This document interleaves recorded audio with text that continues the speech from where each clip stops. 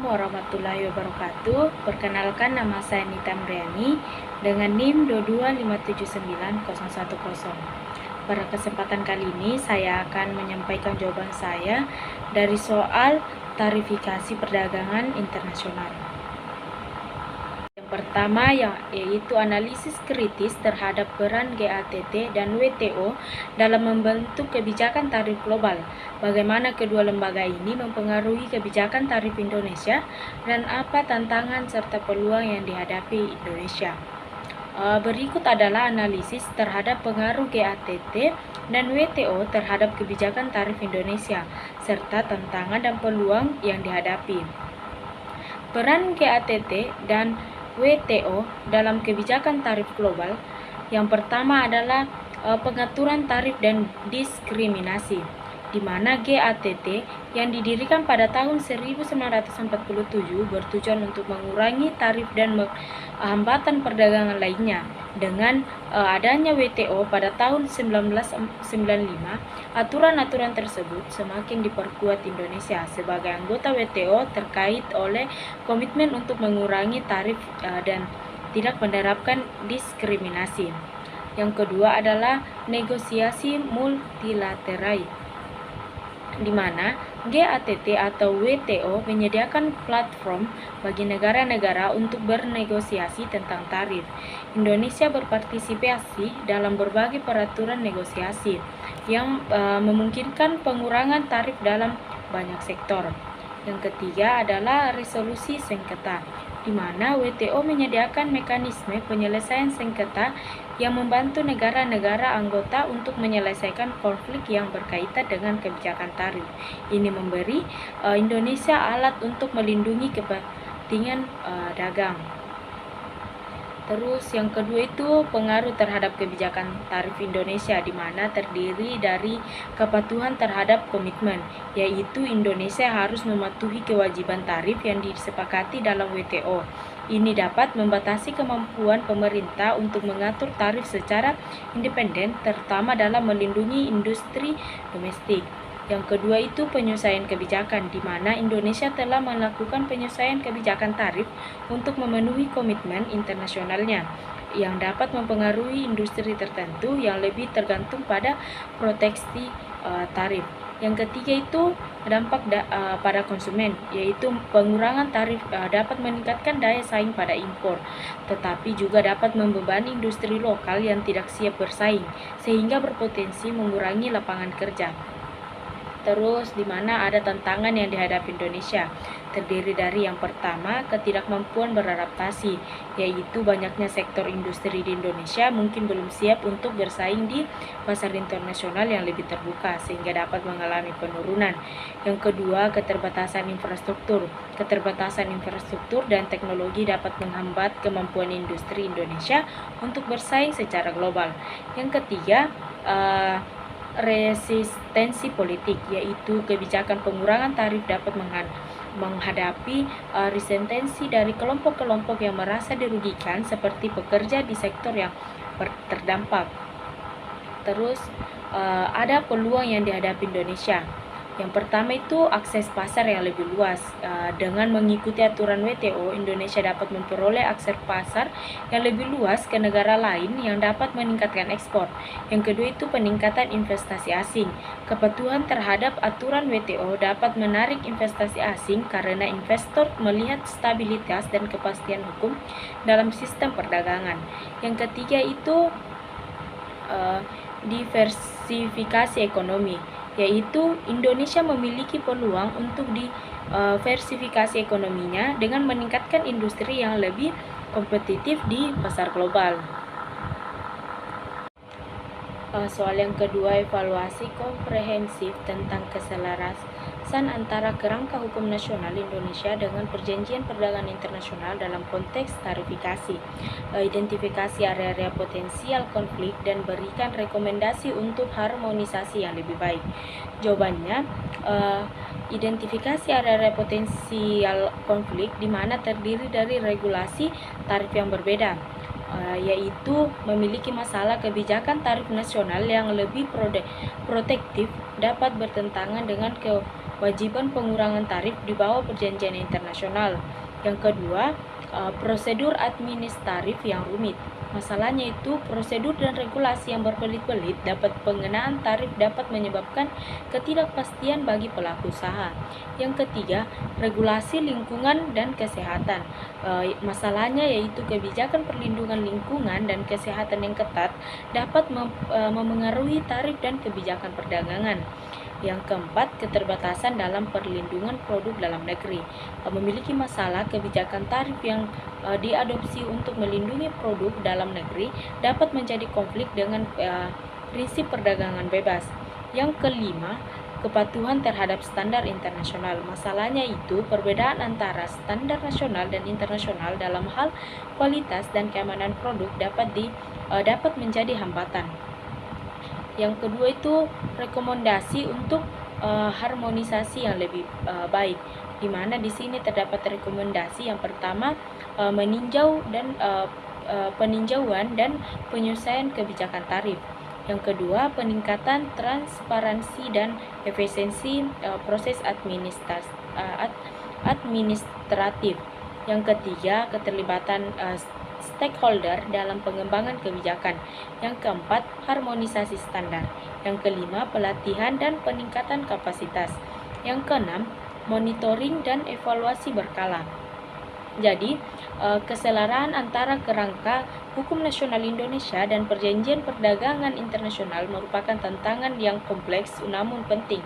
Dengan mengidentifikasi area-area konflik dan melaksanakan rekomendasi untuk harmonisasi, Indonesia dapat memaksimalkan manfaat dari keterlibatan di pasar global sambil tetap melindungi kepentingan ekonomi domestik.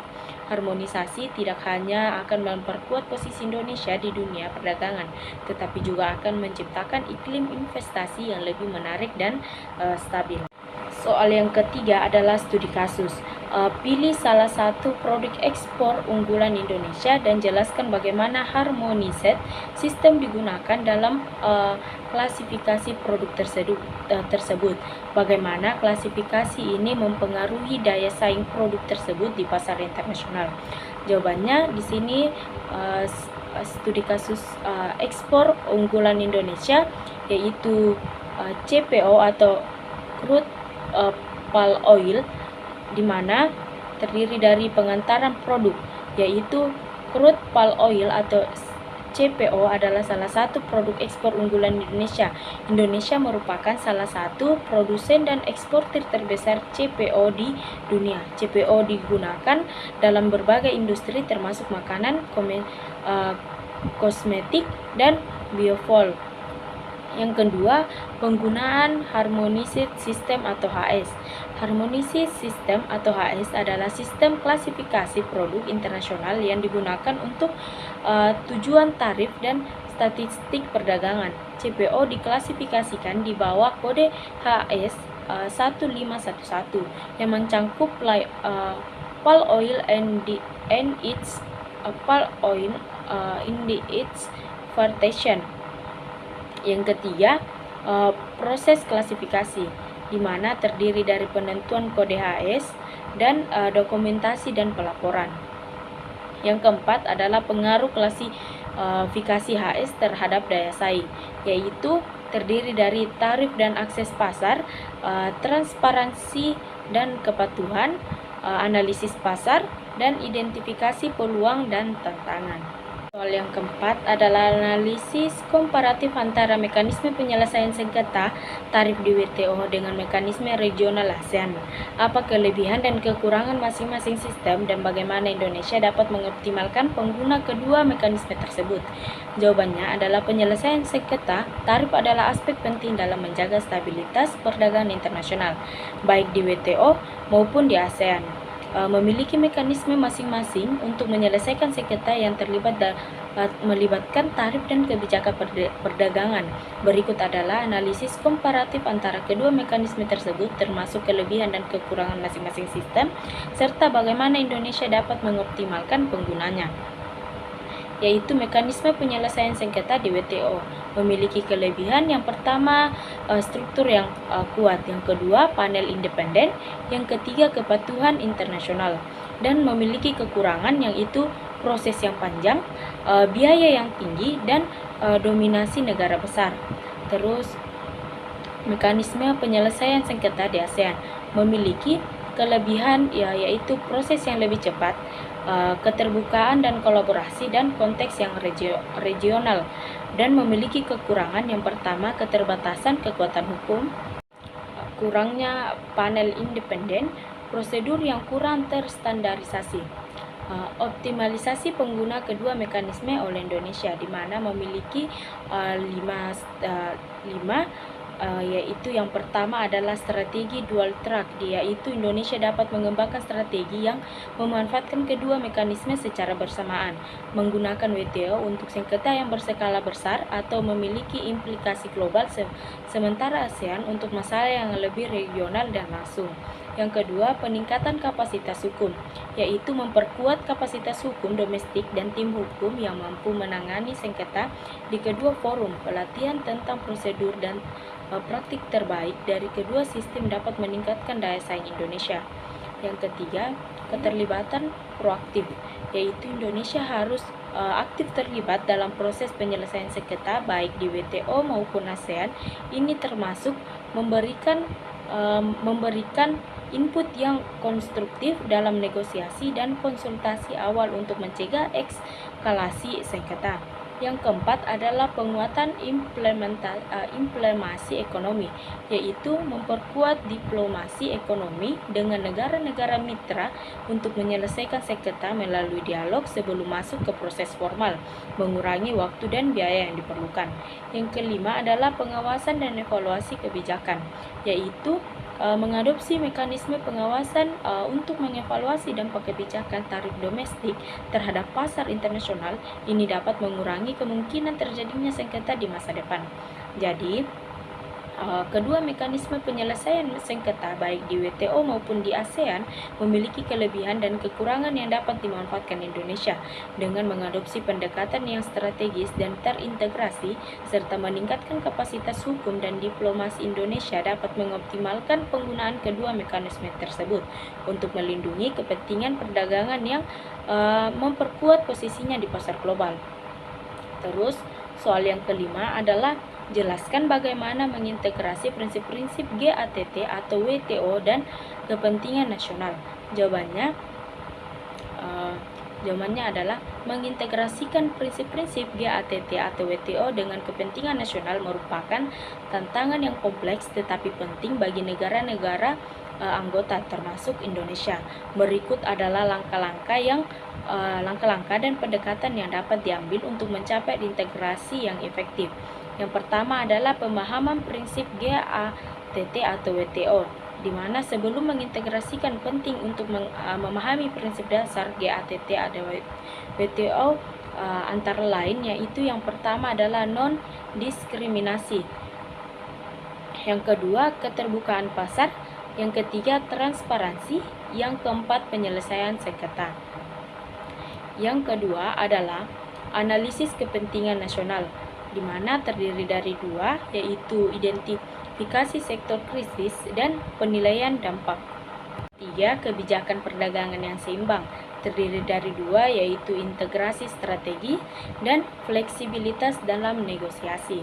Yang keempat adalah peningkatan kapasitas dan pemahaman, di mana terdiri dari pelatihan dan edukasi dan sosialisasi prinsip WTO. Yang kelima adalah monitoring dan evaluasi kebijakan, di mana terdiri dari sistem monitoring dan penyesuaian kebijakan. Yang keenam adalah diplomasi dan kerjasama internasional, yaitu terdiri dari kerjasama regional dan keterlibatan dalam forum multilateral.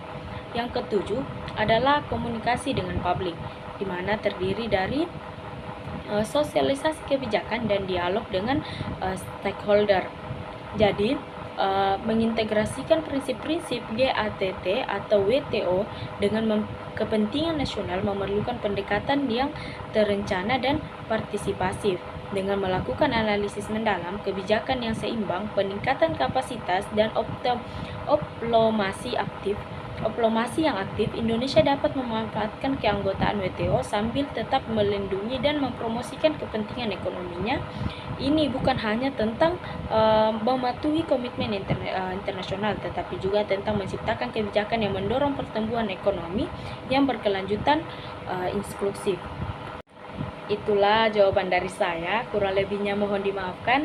Wabillahi taufik wal hidayah. Wassalamualaikum warahmatullahi wabarakatuh.